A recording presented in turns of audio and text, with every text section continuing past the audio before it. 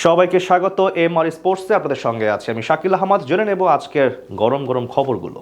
১০ দিন বাদে মাঠে গড়ানোর কথা ২০২৬ আইসিসি টি-২০ বিশ্বকাপ। তবে এই বিশ্বকাপ নিয়ে ইতিমধ্যেই জল খোলা হয়েছে অনেক। তৃতীয় সর্বোচ্চ দর্শক থাকার পরেও বাংলাদেশে অংশ নিচ্ছে না এবারের টি-২০ বিশ্বকাপে। কারণটা ভারতের নিরাপত্তা ইস্যু। তবে বাংলাদেশের সঙ্গে হওয়া অন্যায়ের প্রতিবাদে পাকিস্তানও নিতে পারে কঠিন কোনো সিদ্ধান্ত। আর এতেই বিরাট এক হুমকির মুখে পড়েছে বিশ্বকাপ। আছে কোটি কোটি টাকার আর্থিক ক্ষতি সম্ভাবনাও। ২ দিন আগেই পাকিস্তানের প্রধানমন্ত্রী শেহবাজ শরীফের সঙ্গে বিশ্বকাপ নিয়ে আলোচনা সেরেছেন দেশটির ক্রিকেট বোর্ডের সভাপতি মহসিন নাকভি। তবে সেই আলোচনার চূড়ান্ত ফল এখনও না আসলেও তাদের সিদ্ধান্ত জানা যাবে শুক্র কিংবা সোমবার। তবে পাকিস্তানি একাধিক মিডিয়ার খবর, পুরো বিশ্বকাপ বয়কট না করতে পারলেও পাকিস্তান বয়কট করতে পারে ভারতের বিপক্ষের ম্যাচটা। এবারে টি-২০ বিশ্বকাপেও ভারত পাকিস্তান রয়েছে একই গ্রুপে। সূচি অনুযায়ী আগামী ১৫ই ফেব্রুয়ারি শ্রীলঙ্কার মাঠে গড়ানোর কথা এই দুই চির প্রতিদ্বন্দ্বী দেশের মধ্যকার ম্যাচ।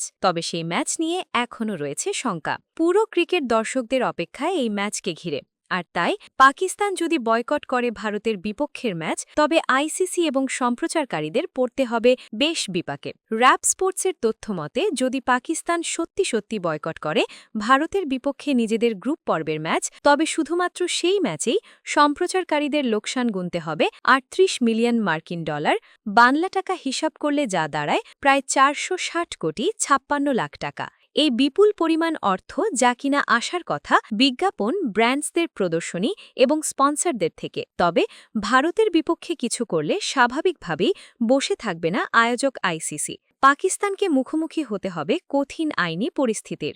তবে শেষমেশ কী সিদ্ধান্ত আসে সেই অপেক্ষাতেই আছে পুরো ক্রিকেট বিশ্বের দর্শকরা, বিশেষ করে বাংলাদেশের দর্শকরা। পাকিস্তানি সাংবাদিকদের মতে, পুরো বিশ্বকাপ বয়কটের সিদ্ধান্ত ছাড়াও আরও ৩টি সিদ্ধান্ত বিবেচনা করছে পাকিস্তান ক্রিকেট বোর্ড, যার প্রথমটি বাংলাদেশের সঙ্গে হওয়া অবিচারের প্রতিবাদে পাকিস্তানি ক্রিকেটাররা নামতে পারেন হাতে কালো আর্মব্যান্ড করে, অথবা প্রতিটি ম্যাচ জয় পাক ক্রিকেটাররা উৎসর্গ করতে পারে বাংলাদেশের দর্শকদের। তবে সবথেকে গুরুত্বপূর্ণ যেই পয়েন্ট নিয়ে এবার আলোচনা তুঙ্গে, সেটি হল ভারতের ম্যাচ বয়কট করতে পারে শান মাসুদ, শাহিন আফ্রিদ, সাইমরা। এ ব্যাপারে ইতোমধ্যেই পাকিস্তানের ক্রিকেটারদের সঙ্গে বৈঠক হয়েছে বোর্ড সভাপতি মহসিন নাকভির। এবার দেখার পালা শেষ অবধি কোন সিদ্ধান্তে আসে পাকিস্তান।